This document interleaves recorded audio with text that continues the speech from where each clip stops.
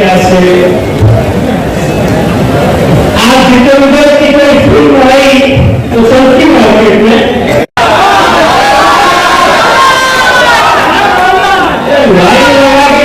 हम देखने के लिए चले गए हैं। तुम्हारे लोग घर में पकवान बैठा हुआ है।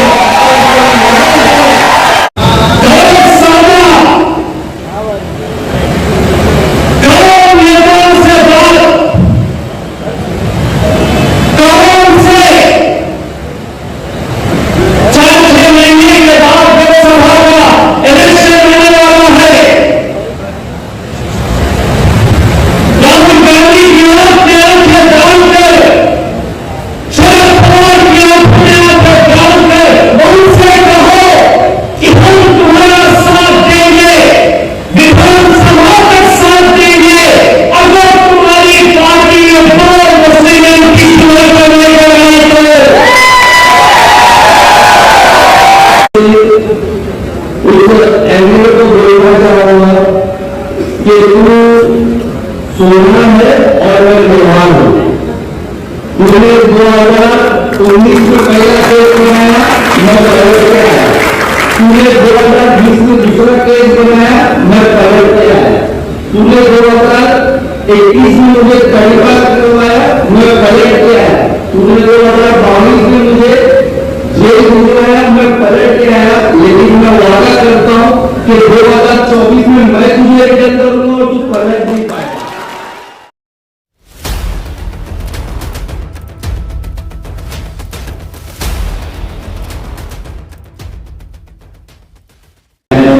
पार्टी के हमारे नेशनल स्पोर्ट्स पर्सन वारिस प्रधान साहब, हमारे जनरल सेक्रेटरी ऑफ महाराष्ट्र, एक एमआईएम की सबसे मजबूत आवाज हमारे तमाम लोग जितने भी पार्टी मेंबर जो मुख्तलिफ इलाकों से आए, जो दिल्ली से और पुणे से आए, हमारी बहनें, हमारी मुंबई प्रेसिडेंट रिजवाना का मैं सबका यहाँ पर वेलकम करता हूँ। हर सवाल भाई बहुत कुछ बोलना था मुझे, बहुत सी बातें थी, लेकिन वह बहुत कम है। मैं थोड़ा मेरे पर्सनल कुछ इश्यूज को लेकर बात करना चाहने लगा हूँ। मैं पहले आप लोगों से सबसे रिक्वेस्ट करता हूँ कि हमारे बच्चे के लिए दुआ करेंगे, उसकी तबीयत थोड़ा खराब है, अल्लाह उसे शिफा करे और वो कल वापस अभी घर आ जाए।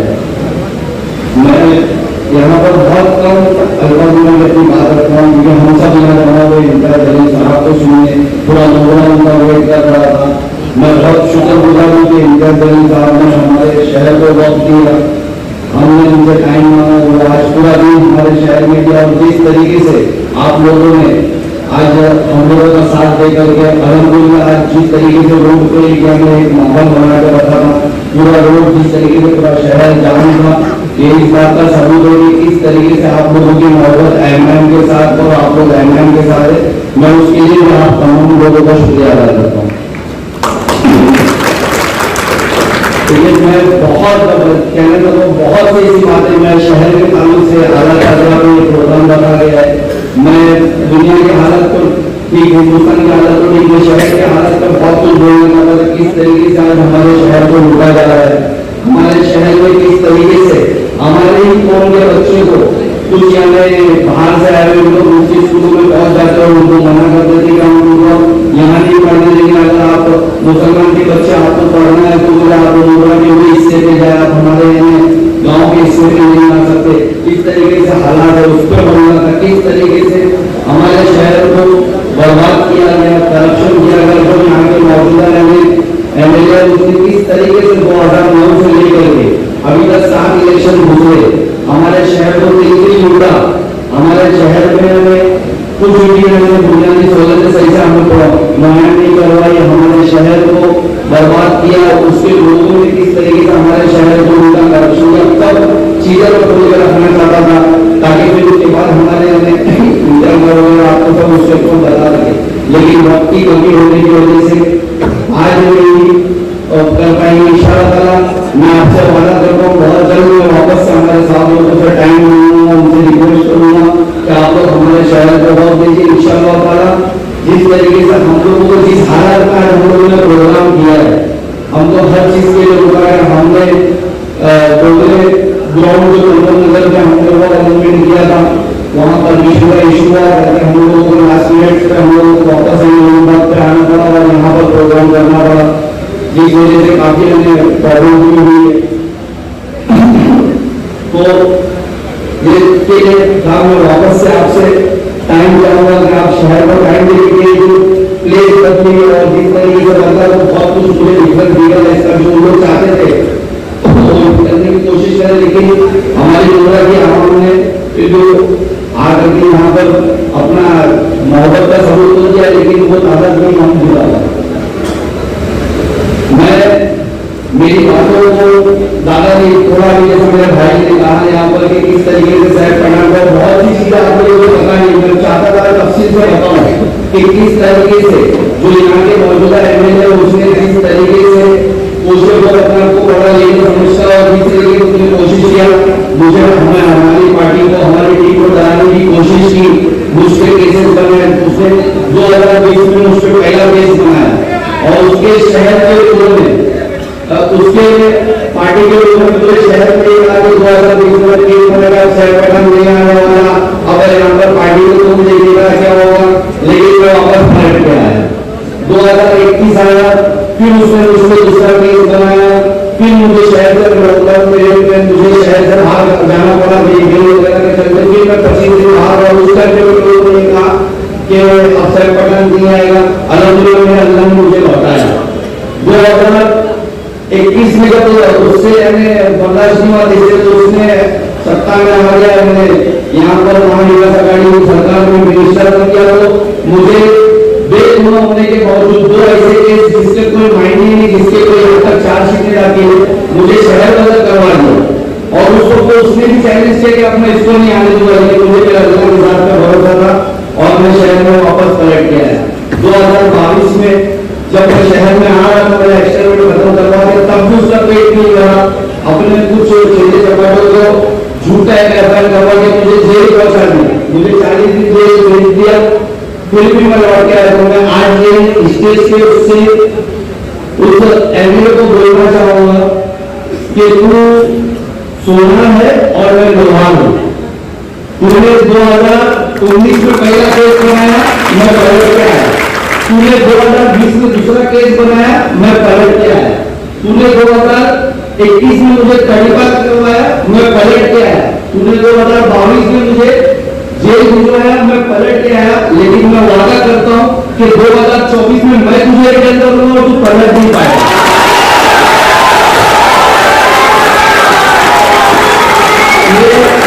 एक प्रोग्राम को एक व्यवहार का और हमारे पार्टी के हमारे पूरे हिंदुस्तान में आप देखोगे कि गुजरात भाई एक ऐसे मुस्लिम एमपी है जिन्होंने पूरा हिंदुस्तान कहता है कि हमारे एमपी है जो हमारे हक के लिए लड़ते हैं। आप देखोगे 24 घंटा 24/7 आज कोई अगर रोड पे एमपी होने के बावजूद कोई अगर बिना चप्पल रोड पे निकल जाता है मजलूमों के साथ उनकी आवाज बंद करके, तो मुझे पता है कि वो हमारे एमपी इम्तियाज जलील साहब है और उनके नक्शे कदम पर इंशाअल्लाह ताला एमएन मुंद्रा यहाँ पर मुंद्रा की टीम जिस शहर पठान में मुंद्रा का हर एक पर्सन जावेद सिद्दीकी, शाह आलम भाई, शोएब डोंगरे, जितने हमारे यंगस्टर्स भाई, मुशीर, असद भाई, असलम भाई, नफीस भाई साहब इंशाअल्लाह उसी तर्ज पे उनकी तरह आवाम की खिदमत करेंगे और इंशाअल्लाह ताला 2024 में जैसा मैं कह रहा हूँ इसे लौटाएंगे। इसके नजर लोग इंशाअल्लाह हम लोग सब यहाँ से बाहर आएंगे इंशाअल्लाह। बस मेरी बात को बहुत कम वक्त है, इम्तियाज जलील साहब को सब सुनना है। महफूज ने हम कहता है कि 9 बजे से 10 बजे तक तकलीफ है, उनकी भी तबियत ठीक नहीं थी, फिर बहुत कम वक्त बचा है। अभी इंशाअल्लाह मुझे बहुत जल्द वापस से एक बड़ा जलसा रखा कि इंशाअल्लाह एमआईएम मुंद्रा की टीम आप लोगों के सामने आएगी और इंशाअल्लाह जिस तरीके से आपका आज रैली हुई, हमारे 3-4 ऑफिस नहीं होगा, मेरी पार्टी वालों से हमारे एमपी साहब ने हम लोगों को हौसला बढ़ाया कि पार्टी जो ऑफिस में शहर में खुले साहब होते तो उन्होंने विजिट किया। आज भी वो जमीन पर रह करके कहीं पैदल चल करके, कहीं बाइक से, कहीं गाड़ी से, तो कहीं फिर पैदल चल करके वो पहुंचे, अपनी तबियत खराब होने का ऑपरेशन मुलाकात की, अपनी मुलाकात लोगों को दिखाई। मैं उसके लिए शुक्रिया अदा करता हूँ और मेरी बातों को खत्म करता हूँ। अल्लाह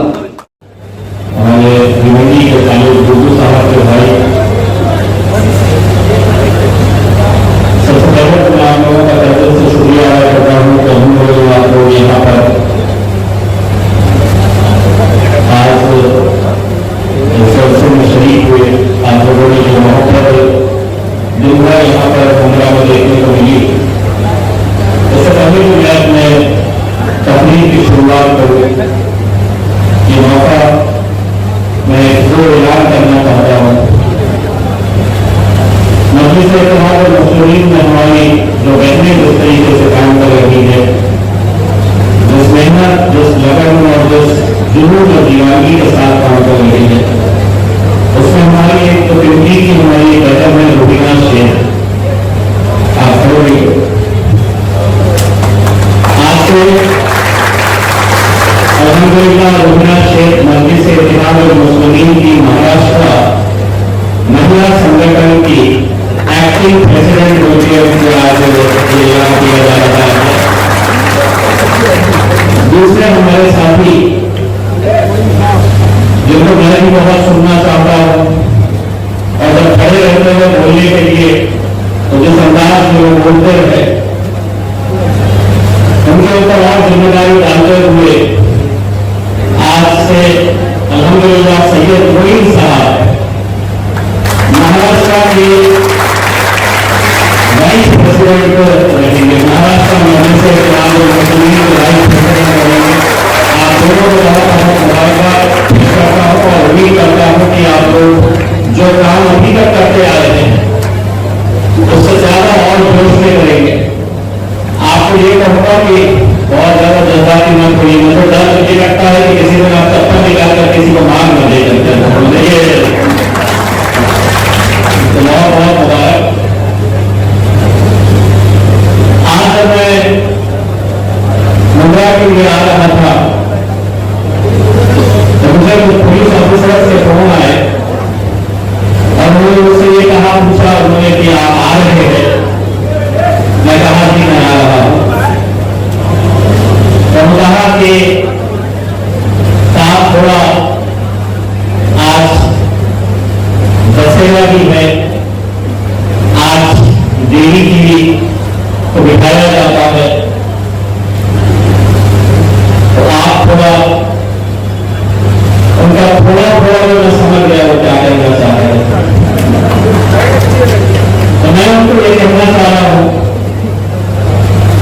कि मैं उस जमात या उस तंजीम या उस संगठन का सदस्य नहीं हूं जो त्योहारों के मौके के ऊपर जाकर किसी मस्जिद के सामने खासतौर से डीजे बजाते हैं। मैं ऐसे संगठन से ताल्लुक नहीं रखता,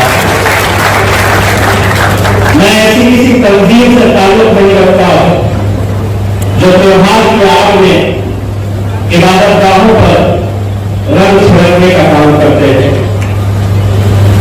और मैं इसलिए नहीं ये सब कर सकता क्योंकि मेरा मजहब मुझे ये इजाजत नहीं देता।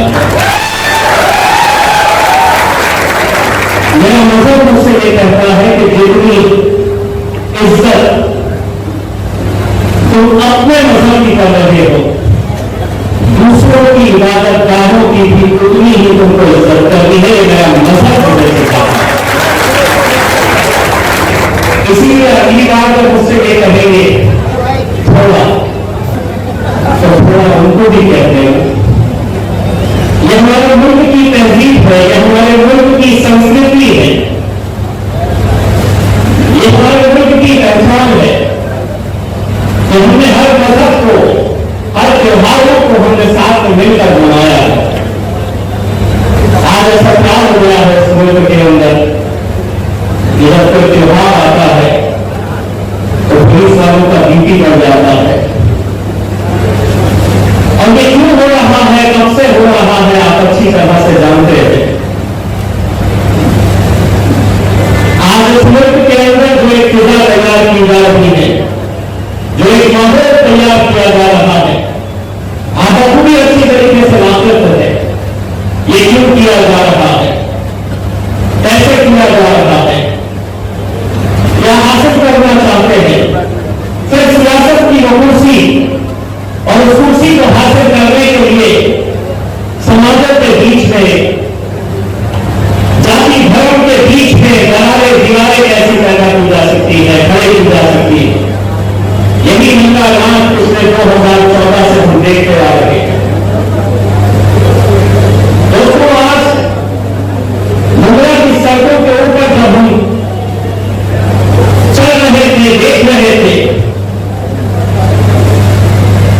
एक सवाल ये पैदा हो रहा था कि इस मुल्क के अंदर क्या वजह है कि मुंद्रा जैसे इलाकों से पहचान खत्म हो चुकी है, तुम्हारा वजूद खत्म होता जा रहा है, तुम्हारा जो मुकाम विधानसभा के अंदर होना चाहिए था, लोकसभा के अंदर होना चाहिए था, तो क्यों खत्म हो रहा है? वो इसलिए खत्म हो रहा है कि मुसलमानों को यह गलतफहमी पैदा कर दी गई है इनके अंदर।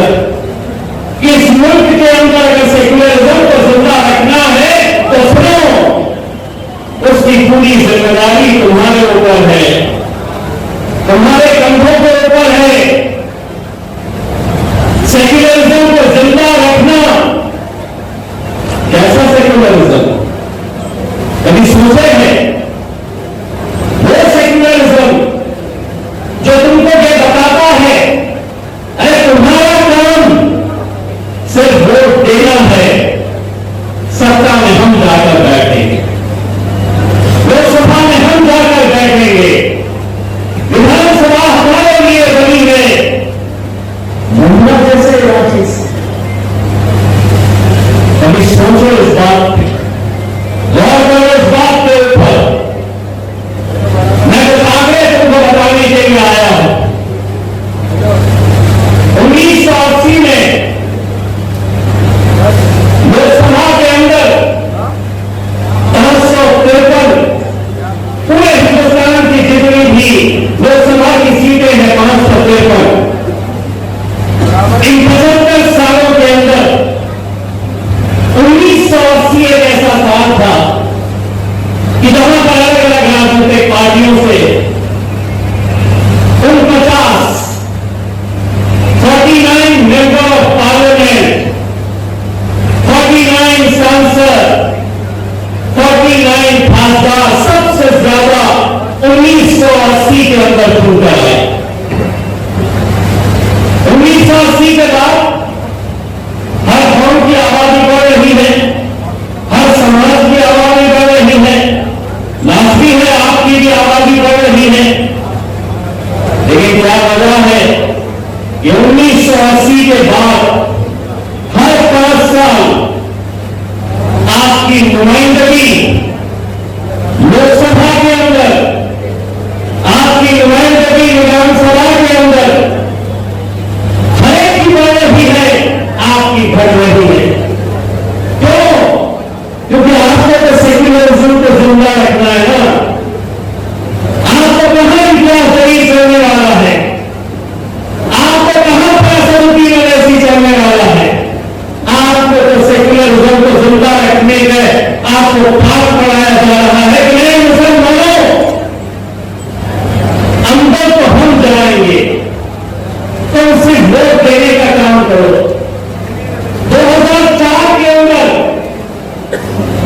जो 49 का आंकड़ा था, 2004 आते आते कितने एमपीज गए लोकसभा के अंदर? तो 36, 49 से 36 पे आ गए। 2019 जिसके अंदर इतिहास जलील उस लोकसभा का हिस्सा है,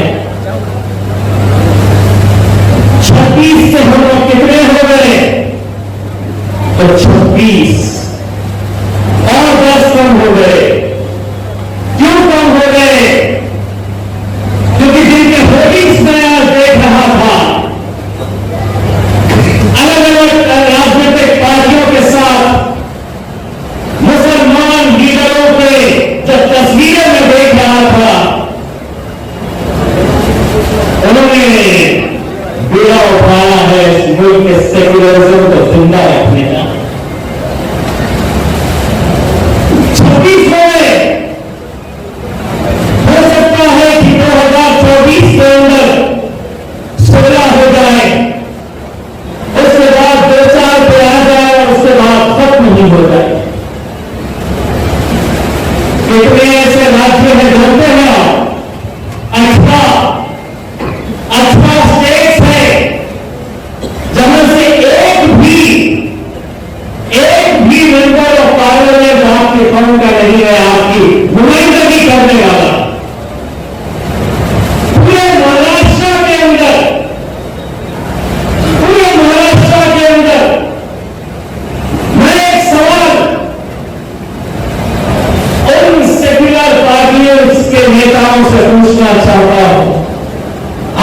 हैं राहुल गांधी साहब, इज्जतदार शरद पवार साहब, महाराष्ट्र के अंदर एक दो सीटें तुम्हें नजर नहीं आती है। क्या वजह है कि पूरे महाराष्ट्र से सिर्फ एक मुस्लिम एमपी चुनकर आता है और वो आपका भाई, आपका बेटा इमरान जलील चुनकर आता है। दूसरे क्यों नहीं? एक दिन आदरणीय पवार साहब ने बहुत अच्छी बात कही। उन्होंने कहा था कि अगर हम टिकट देते हैं किसी मुसलमान को तो उनका समाज, उनकी कौम को उन्हें वोट दे देती है, लेकिन दूसरा समाज नहीं देता है। अच्छा, और पवार साहब अब सौदा किया जाएगा, अब हिसाब बराबरी का होगा। मुझे दिन गए साहब, जब आप दूल्हा बनकर घोड़ी चढ़ा करते, अब दूल्हे हम भी बनेंगे, घोड़ी हम भी करेंगे। हमने इतने सालों तक क्या करते हैं, बारात उनकी निकल रही तो हम नाचने का काम कर रहे हैं बारात के सामने। आप तुम्हें नचाएंगे,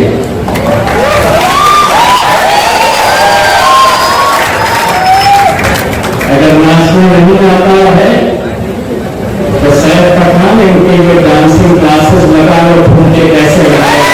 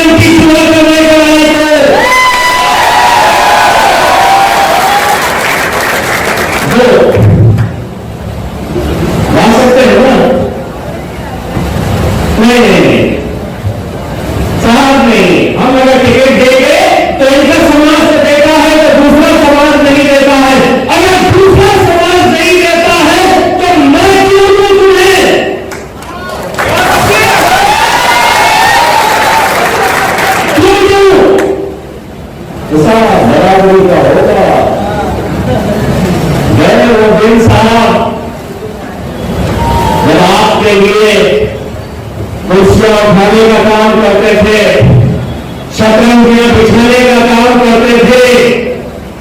आज जिस स्टेज के ऊपर राहुल गांधी बैठता है, जिस कुर्सी के ऊपर शरद पवार साहब बैठते हैं, अल्हम्दुलिल्लाह उसी कुर्सी के ऊपर इम्तियाज जलील उसी लाइन में बैठता है।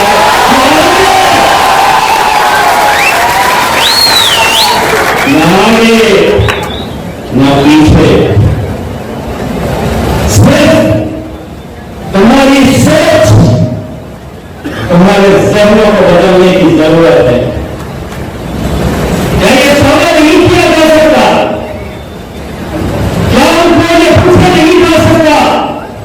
क्या 48 सीटें हैं लोकसभा की, कितनी ऐसी कॉन्स्टिट्यूएंसीज, औरंगाबाद, मालेगांव, भैया, भील, उस्मानाबाद, जम्मू, मुंबई,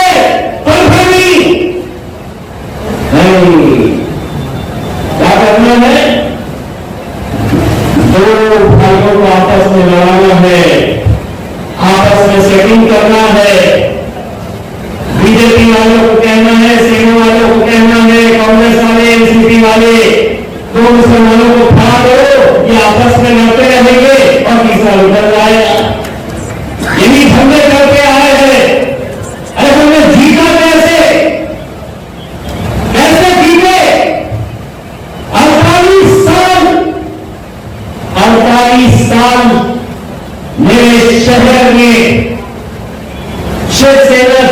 में आ रही थी, कभी भाजपा, कभी शिवसेना, कभी राष्ट्रवादी, कभी कांग्रेस। 48 साल तक कोई मुस्लिम नहीं आया। 48 साल पहले एक मुसलमान, 48 साल पहले मैंने अपनी आवाम से क्या कहा, कोई मंत्र नहीं कहा। मैंने कहा कि उसको 20 साल से किसको वोट देवे, आज ऊपर भाजपा को कितना ने दिए वोट, हमने कहा किसी को नहीं दिया। मैंने कहा शिवसेना को कितनों ने दिए वोट, किसी ने भी हाथ नहीं उठाया। मैंने कहा वो किसको दे रहे थे, बोले कांग्रेस को दे रहे थे। किसी ने पूछा वो किसको दे रहे थे 20 साल से, तो बोले हम घड़ी को दे रहे थे, राष्ट्रवादी को दे रहे थे। तो बोला 20 साल से चलकर कौन आ रहा, तो वो दे रहे थे कांग्रेस को, तो वो दे रहे थे शिवसेना को। जीत कर आ रही थी तो वो राष्ट्रवादी को दे रहे थे, कांग्रेस को दे रहे थे, लेकिन जीत कर शिवसेना आ रही थी। तब हमने उनको ये कहा कि अगर 20 साल से तुम्हारा वोट जाया हो ही रहा है, बेकार हो ही रहा है, तो एक बार नारे तकबीर ऐसा नारा लगाए, ऐसा नारा लगाए। किसी को दिमाग में आया था क्या, किसी को दिमाग में आया था क्या? एक बड़े नेता आए थे, बोले ये अंधार बन गया था वायु प्रधान के साथ, हम दोनों थे, हम दोनों थे, दो थे कि कितनी बड़ी आफत थे आप असेंबली के अंदर देख रहे हैं। मैं छोटी आफत है तो बड़ी बड़ी आफत के पूरा दे रहा था। ये खड़े लगा था तो मेरे को टेंशन हो रहा था कि क्या होने वाला है। लेकिन हमने अपनी आराम से सिर्फ यही कहा, इतने सालों से अगर तुम दे रहे थे अपना वोट और तुम्हारा वोट अगर जाया जा रहा है, शिवसेना जी करवा रही है, तो एक बार अपनी ताकत दिखाओ तो सही, एक बार एक प्लेटफॉर्म के ऊपर आओ तो सही, एक धक्का लगाओ तो सही। अल्हम्दुलिल्लाह ऐसा धक्का लगाया कि शिवसेना के झंडे को उतार कर फेंका और मस्जिद के झंडे को लगाया।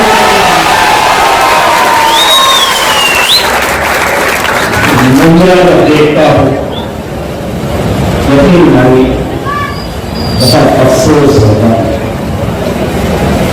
मुझे अपने आप पे शर्म आती है। मुंबई के नौजवानों के चेहरों को जब मैं देखता हूं, मुझे अपने आप पे अफसोस होता है। कहीं न कहीं ये दर्द सताता है, कहीं न कहीं ये सवाल मेरे मन में आता है कि अगर मैं औरंगाबाद में कर सकता हूं तो तुम मुंबई में क्यों नहीं कर सकते हैं मेरे भाई, क्यों नहीं कर सकते हैं? नहीं, हमारा कैंडिडेट मतलब एक फरिश्ता चाहिए, फरिश्ता चाहिए। उसके जरा से भी, उसके सफेद कुर्ते पे जरा भी दाग नहीं होना चाहिए। बाकी के चोर नीचे लफंगे कैसे भी हो, सब चलता है। हमारा बड़ा फरिश्ता चाहिए। किसके पीछे जाते हो, कब तक जाओगे, कब तक? एक बात तो ये समझ लो, मुंबई की आवाम एक बात समझ लो, ये दौर शाहरुख खान का चल रहा है, धर्मेंद्र और जितेंद्र घर पे बैठ चुके हैं।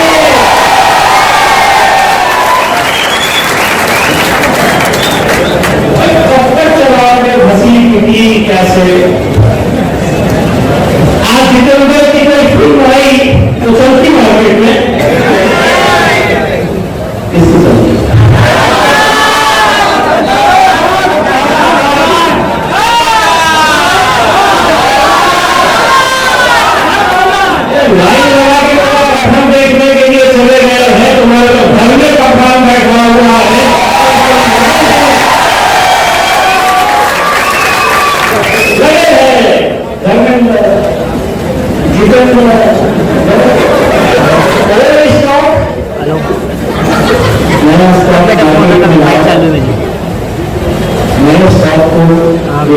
आत्माओं में उठाई।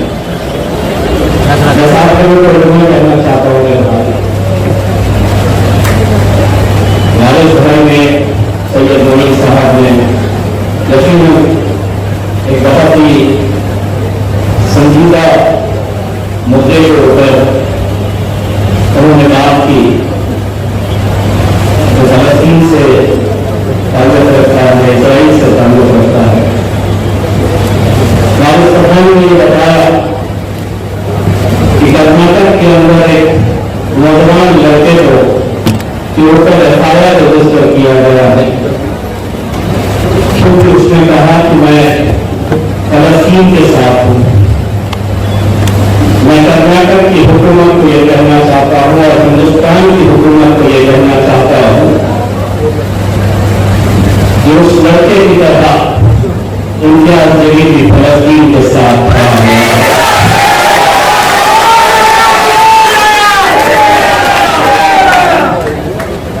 और अगर तुम्हारे लिए इतनी हिम्मत है तो कर्नाटक के उस बच्चे तक तो तुमने हाथ लगा लिए। अगर वहां का दूध पिए है तो इंडिया जमीन पर पहुंच गया। तो हम जुल्म के खिलाफ लड़ने वालों में से है। हम इंसाफ और सच्चाई के साथ खड़े रहने वालों के साथ है। मुझसे मेरे एक दोस्त ने पूछा कि बताओ ये फलस्तीन और इस्राइल का मसला क्या है। मैंने उसको बड़ी आसान भाषा के अंदर बताया। मैंने उसको ये बताया कि तू बड़ा ताकतवर है, तू बहुत ताकतवर है, तू हर रोज मेरे मुंह पे थप्पड़ मारता है आपकी ताकत दिखाने के लिए, और मैं खामोशी से बर्दाश्त करता हूं, सहन करता हूं। एक महीने तक तू थप्पड़ मारता है, एक महीने के बाद जब मेरी समझती है और मैं दबा के तेरे को डॉक्टर डैन के थप्पड़ की गूंज देता हूं वापसी में, तो वो हाल आज फलस्तीन में तेरा करके दिखाया है। वो हाल तेरा फलस्तीन में करके दिखाया है। उन नामों की कैफियत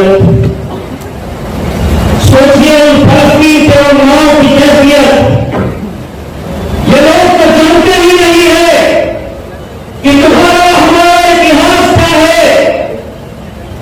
रोज टीवी के ऊपर ये दिखाते हैं कि इजराइल के साथ कौन है और फलस्तीन के साथ कौन है। अरे तुम हमारा इतिहास अगर जानते तो 350 का लश्कर लेकर चलने वाले 320 के उस इतिहास को जानो तुम। वो लश्कर, वो इतिहास तुम्हें याद नहीं है। अगर वो इतिहास तुम्हें पता रहता तो हमें फर्क कोई नहीं पड़ता है कि यूएस किसके साथ है, यूके किसके साथ है, उनके साथ कौन है मुझे पता नहीं है, लेकिन फलस्तीन के साथ क्या हुआ है। दोस्तों, टीवी के ऊपर जब आप देखते हैं, जब बच्चा तड़पता है मां की गोद में, मां की गोद में बच्चे की लाश पड़ी है, लेकिन उस मां की आंख में आंसू नहीं है। एक बात कहना चाहता हूं, जब बच्चा तड़पता है तो मां का कलेजा निकलता है, लेकिन जब मां तड़पती है तो ज़मज़म निकलता है। जब मां तड़पती है तो ज़मज़म निकलता है। ये इतिहास है हमारा।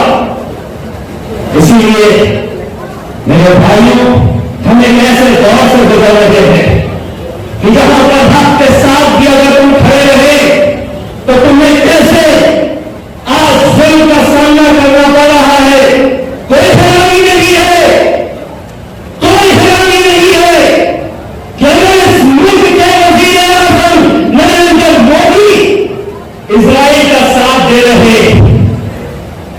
मोदी साहब जुल्म तुम्हें करने की आदत हो गई और जुल्म का साथ देने की तुम्हारी आदत हो गई, लेकिन हम इंसाफ के साथ खड़े थे और इंसाफ के साथ आगे भी पूरी ताकत के साथ इंशाअल्लाह खड़े रहेंगे।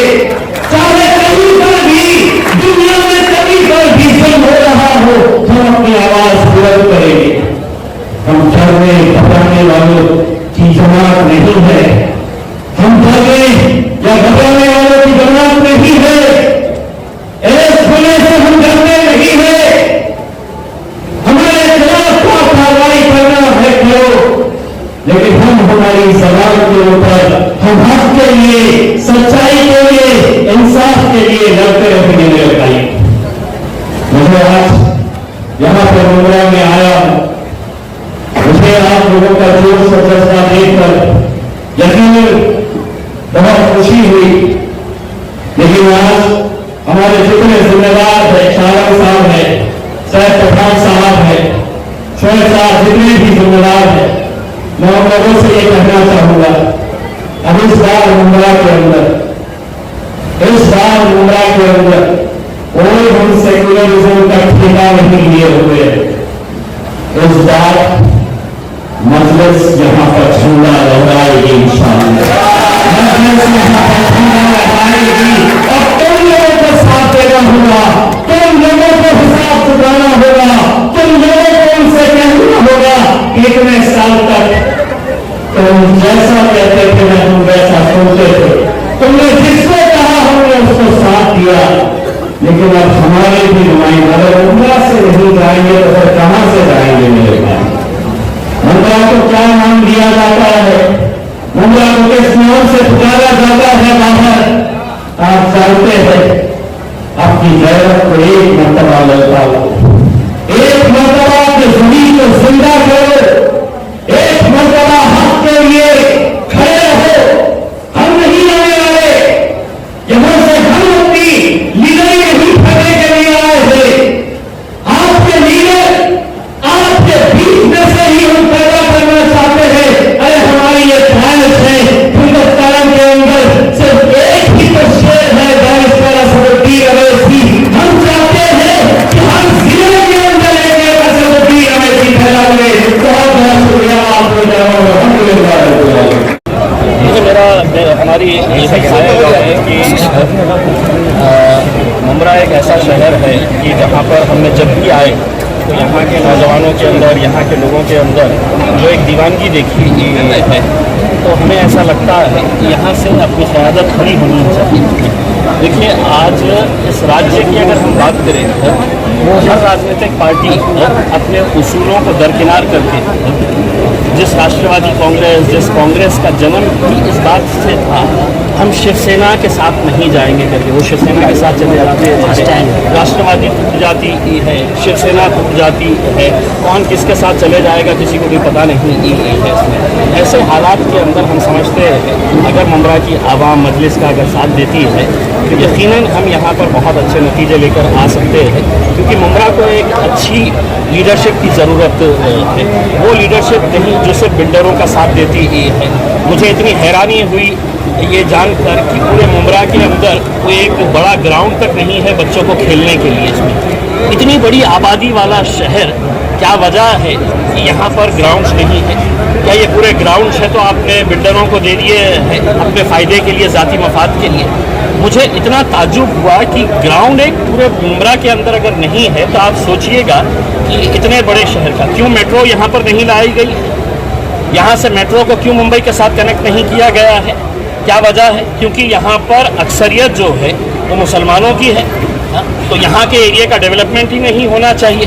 क्यों नहीं लड़े आपने कि यहाँ पर भी, यहाँ तक भी मुंब्रा तक मेट्रो आनी चाहिए करके उसमें? तो देखिए, ये जो है कि सिर्फ आपका इस्तेमाल जो किया जा रहा है हर 5 साल के बाद, आओ हम वोट डालो। तो मैं उन तमाम लीडर्स जिनके होर्डिंग्स के ऊपर मैं आज तस्वीर देख रहा था, कोई सेना के साथ है, कोई राष्ट्रवादी के साथ है, कोई उनकी गैरत को ललकारने के लिए आया हूँ मैं ये नहीं कह रहा हूँ कि तुम 10 MP चुनकर लेकर आओ करके, लेकिन अब सौदे की बात होगी, अब हिसाब की बात होगी कि आप ये ऐलान करें लोकसभा से पहले कि आप कम से कम 2 MP राष्ट्रवादी वाले चुना कर लेकर आएंगे, 2 कांग्रेस वाले चुना कर लेकर आएंगे, तब जाकर आपकी नुमाइंदगी वहां पर होगी। हमने क्या ठेका लेकर रखे हुए हैं कि तुम्हारे को वोट देते रहेंगे? और ये ऐलान करना पड़ेगा, और सिर्फ टिकट नहीं देना है, ये जिम्मेदारी कांग्रेस के बड़े बड़े लीडरों की रहेंगी कि हम टिकट भी देंगे और जिताकर भी लेकर आएंगे। ये जिम्मेदारी राष्ट्रवादी कांग्रेस वालों की भी रहेगी। अब गया बहुत कुछ हो चुका है, हम आपके हैं तो कोई गुलाम नहीं है कि हर 5 साल के बाद आप हमको कहेंगे कि वोट डालो और अब हम वोट डालते, अब हिसाब होगा। के बारे में क्या देखिए, उसके बारे में तो बहुत सारे ये है। आज इस मुल्क के अंदर हमें अफसोस इस बात का है कि नरेंद्र मोदी साहब जिस तरीके से अपनी ही पार्टी के जो आला कमान थे, वजीर आजम थे, वाजपेयी साहब का जो स्टैंड था, अगर वो स्टैंड को अगर वो कैरी फॉरवर्ड करते तो हम समझते कि वो हक और इंसाफ के साथ रखते हैं। अभी आपने जो है असम के सीएम ने कहा है कि किसने कहा है? असम के सीएम जो हेमंत बिस्वा ने कहा है कि असम जो है वो फिलिस्तीन को सपोर्ट कर रहे हैं, अगर उसको सपोर्ट करना है तो फिलिस्तीन चले जाए। मैं हेमंत बिस्वा साहब को ये कहना चाहता हूँ, तुम इराक में जाके लड़ लो करके, यहाँ पर अपने घोड़े दौड़ाने से, जबान चलाने से बेहतर ये है कि तुम इसराइल में चले जाओ ना उसमें। सर कि ऐसे इश्यूज को बहुत सेंसिटिवली हैंडल करें। अगर कोई बच्चे के पास कोई अगर आ जाता है, उसका इंटेंशन नहीं है, गलती से उसके पास से चला गया है, मेरे हिसाब से बात यहाँ पर हिंदू और मुसलमान की नहीं है। एजुकेशन की है, आप क्या असेंबली में उसकी आवाज उठाएंगे? बच्चों के साथ जो आज न्याय हो रहा है, स्कूल में बच्चों को आने नहीं दिया जा रहा है। मैं तो पुलिस से यही वो करना चाहूँगा कि पुलिस जब वर्दी में रहती है तो उसकी कोई जात नहीं होती है, उसका कोई मजहब नहीं होता है, वो किसी पॉलिटिकल पार्टी की गुलाम नहीं होती और कोई पत्रकार इस बारे में न्यूज चलाता है। हमारा ये कहना है, अगर जो भी दोषी है, पुलिस ने जिस हिसाब से कार्रवाई करना चाहिए वो कार्रवाई करनी ही चाहिए उसमें। लेकिन आज जो हो रहा है कि सोशल मीडिया की छोटी सी पोस्ट के ऊपर शहरों के अंदर दंगल हो जा रहे हैं, बड़े बड़े मोर्चे निकाले जा रहे हैं, इसमें हम जैसा कह रहे हैं कि उसको बहुत ही सेंसिटिवली हैंडल करना। और मैं नौजवानों से ये अपील करना चाहूँगा कि ऐसी कोई पोस्ट नहीं डाले किसी के भी खिलाफ, किसी के भी धार्मिक भावनाओं को, चाहे वो हिंदू नौजवान हो या मुसलमान नौजवान हो। मैं उनसे यही अपील करना चाहूँगा कि आप एक दूसरे के धर्म का आदर करिएगा, किसी के धर्म के खिलाफ मत डालिए, किसी महापुरुषों के खिलाफ मत डालिए। अभी आपने जो है बोला कि अब सौदेबाजी होगी, अब सौदेबाजी होगी। इंडिया में शामिल होने के लिए आपने अपनी मांगों को मनवाने की कोशिश किया कोई कि हमको भी शामिल होना है, लेकिन हमारी मांग है। देखिए, हमारी कोई मांग नहीं है। फिर क्यों नहीं लिया? हमारे को आप क्यों नहीं गए उसमें? देखिए, नहीं, हमारे को अगर ऑफर आया, हम बात कर रहे होते उसमें, लेकिन ये जितने भी इंडिया के अंदर बैठे हुए लीडर्स हैं, ये क्या चाहते हैं कि आपने उनको वोट देना। इम्तियाज़ जलील ने सिर्फ वोट देना उनको। मेरे बाजू में राहुल गांधी सोचता कि मेरे बाजू में इम्तियाज़ जलील और असदुद्दीन अवैसी कैसा बैठेंगे। शरद पवार सोचते हैं कि अरे ये कौम को तो मैं इतने सालों तक, 75 सालों तक इनके वोट लेते आया हुआ है, आज इनकी इतनी हिम्मत कि मेरे बाजू बैठे करके उसमें। हम कह रहे हैं कि नहीं साहब, अब वो वक्त आ गया है, हम बिल्कुल हमारा हक लेके रहेंगे। अगर इंडिया को, भारतीय जनता पार्टी को हराना है तो आप मजलिस इत्तेहादुल मुस्लिमीन को, वंचित बहुजन आघाड़ी को, बीएसपी को कमज़ोर मत समझिए। हम अपने आप में अपनी ताकत रखते हैं। सर, वो टीएमसी स्कूल जहाँ पर मुस्लिम बच्चे जाते हैं और हिंदू भी पढ़ते हैं, अब ऐसा मामला आया तो उनके लिए क्या सुझाव? नहीं, देखिए, मैं नौजवान बच्चों से यही अपील करना चाहूँगा कि हम जब स्कूल के अंदर बड़े हुए थे तो हमारे दोस्त की जात, धर्म और मज़हब क्या था हमें पता नहीं था उसका। तो ये माहौल को स्कूलों के अंदर ना लेकर जाए। लेकिन बड़े अफसोस के साथ कहना पड़ता है, इसकी शुरुआत पिछले साल इसी महीने में 2000 अक्टूबर के अंदर हम इस बात के ऊपर चर्चा कर रहे थे कि हमारी बच्चियां अगर स्कूल के अंदर जाएगी तो हिजाब पहनकर जाएगी या नहीं जाएगी करके। अक्टूबर महीने के अंदर ही मतलब इसका फैसला हो रहा था। अगर अदालत उस पिटीशन को फेंक देती और कहती कि नहीं बच्चियां क्या कपड़े पहनकर जाना है जाओ, लेकिन पढ़ो, वो बहुत बड़ा संदेश गया होता है मेरे में। समृद्धि महामार्ग पर जो है लगातार हादसे हो रहे हैं, जान जा रहे। आज फिर 12 लोगों की जान गई है हादसे में। फिर मुख्यमंत्री की तरफ से वहाँ पर मुआवजा देकर छोड़ दिया जा रहा है। देखिए, इंसानी जान की कीमत कितनी सस्ती हो चुकी है। पिछले बार जब बहुत बड़ा एक्सीडेंट हुआ था, मैंने साफ कहा था कि देवेंद्र फडणवीस साहब और एकनाथ शिंदे साहब के ऊपर हत्या का मामला दर्ज होना चाहिए। क्यों होना चाहिए? क्योंकि सिर्फ इस डर से कि हमारी सरकार चले जाएगी, तो दोनों भी मर्सिडीज गाड़ी के अंदर निकले नागपुर से। मीडिया इवेंट बनाया क्योंकि हमको उद्घाटन करना था उसका, लेकिन उसका एक्सीडेंटल स्पॉट्स जो थे जिसको आइडेंटिफाई करने की ज़रूरत थी, वो एक्सीडेंटल स्पॉट्स क्लियर नहीं हुए थे। आज भी जब मैं औरंगाबाद से आया तो वैजापुर के अंदर रुके हमने, वो गाड़ियों के चिथड़े उड़ चुके हैं, जिसके अंदर 12 लोगों की मौत हुई थी और भी ज़्यादा लोग काफ़ी जख्मी थे करके उसमें। तो मेरा ये कहना है कि ये अब ऐसा हो गया है कि वो गरीब लोग हैं, मर गए तो यहाँ पे बैठे बैठे टीवी वालों को बुलाने का है, मीडिया वालों को बुलाने का है कि जे मेलेले आहे त्यांच्यासाठी सरकार 2 लाख 3 लाख 50,000, बस इंसान की जान की कीमत इतनी हो गई है, यही काम सर एक पत्रकार ईमानदारी से अपनी आवाज उठाता है शील्ड टाइगर वाले मसले को लेकर, जो बच्चे वाला मसला हुआ, उसकी आवाज दबानी चाह रही है, तो उसके बारे में आप क्या कहोगे सर? उस पर एफआईआर करने की मांग की जा रही है। आपने जैसा बताया कि आप ये पूरे देश में गोदी मीडिया ने तो आवाज बंद कर दी, तब एक सोशल मीडिया ऐसे खबरें दिखाता है तो उस पर कार्रवाई करने की क्यों मांग हो रही है? देखिए, आज तो आप देख रहे हैं कि हर जो भी सरकार के खिलाफ जो भी उनकी लाइन नहीं ले रहा है, उनको कैसे दबाया जा रहा है। बड़े लेवल के ऊपर कभी ईडी का इस्तेमाल, कभी सीबीआई का, कभी इनकम टैक्स का, और छोटे लेवल के ऊपर तो पुलिस वाले हैं ही आपके और हमारे पीछे पड़ने के लिए। अब हमारे ऊपर यह है कि हमने कितना डरना और कितना हमारे चैनल को सब्सक्राइब करें, बेल आइकन जरूर प्रेस करें हमारी न्यू वीडियो सबसे